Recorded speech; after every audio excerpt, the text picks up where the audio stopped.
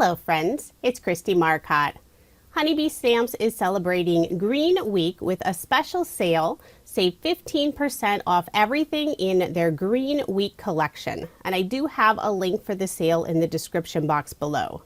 The design team is also creating lots of fun green cards this week. I have a super green card to share with you today. I have some green cardstock. I used the stitched rectangle die to cut that out.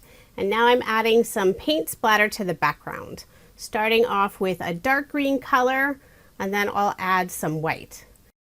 I'm trying to focus the splatter on the outside edge since you won't see the center of this cardstock.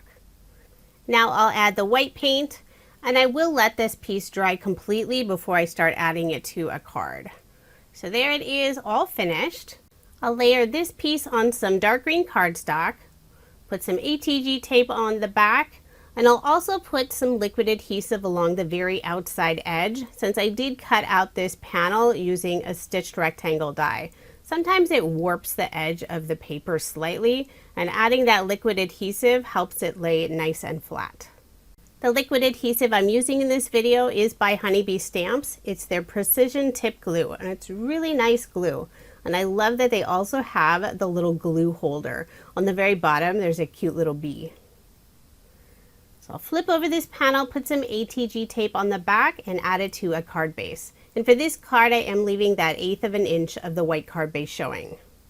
Now I'll be adding 3 die cut pieces, and I cut these out using the Stacking Art Deco labels.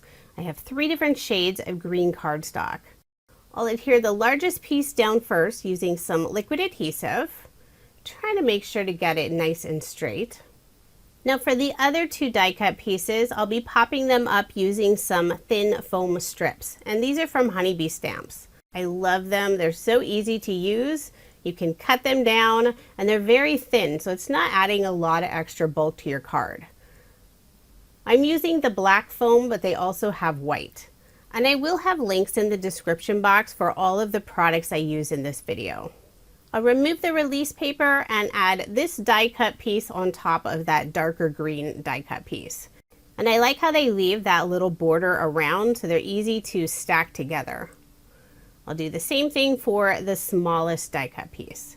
I know some people will be surprised I'm not using any pattern paper at all. And I love Honeybee Stamps pattern paper. But for this card, I decided just to go with solid cardstock. It was really nice for this card. I only use scrap cardstock. I didn't cut out any full sheets. I always keep scrap cardstock since you never know when you'll be able to use it. So I'll remove the release paper on this last piece and stack it on top. So I'll have those 3 different die cut pieces all layered together with different shades of green.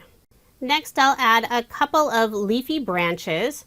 And I cut these out from some beautiful iridescent mirror cardstock. This is from Tonic Studios. It's their Seafoam green color. And the die set I used is one of Honeybee Stamps' newer sets. It's their lovely Layers Greenery. I have 2 of the same pieces, but I am cutting down one of them. I'm not throwing away those little pieces I cut off yet, since I may add them in. I'll glue those down using some of the liquid adhesive. Some of the areas I decided to have them loose and not have that liquid adhesive, but for most of it I want them to lay flat. I'll adhere the smaller branch on the right, and then I'll add that full branch on the left. I love how shiny the iridescent cardstock is. It does have a green color, but depending on how the light hits it, you do get that rainbow look. So I'm putting an acrylic block on top just for some added weight while I let that glue adhere. I'll set aside the extra leaves for now and start working on the sentiment. I'm using the Get Well Soon stamp and coordinating die set. The sentiment I'm adding is "You're on my mind and in my heart." So I'll be doing some heat embossing. I have some black cardstock, and I'll first treat it with some anti-static powder. I'll ink up the sentiment using Honeybee Stamps clear embossing ink. Stamp that right in the center. The embossing powder is by Wow. It's the Opaque Bright White Superfine color. Just tap away the extra. Then I'll grab my pink heat tool and heat set that sentiment. I love the contrast of the white on that black. So now I'll use the coordinating die to cut out the sentiment. It's one of my favorite things about Honeybee Stamp's sentiments is there are coordinating dies, and they cut out beautifully, so no fussy cutting required. I'll adhere to the card using some liquid adhesive, putting it on the lower area with those branches.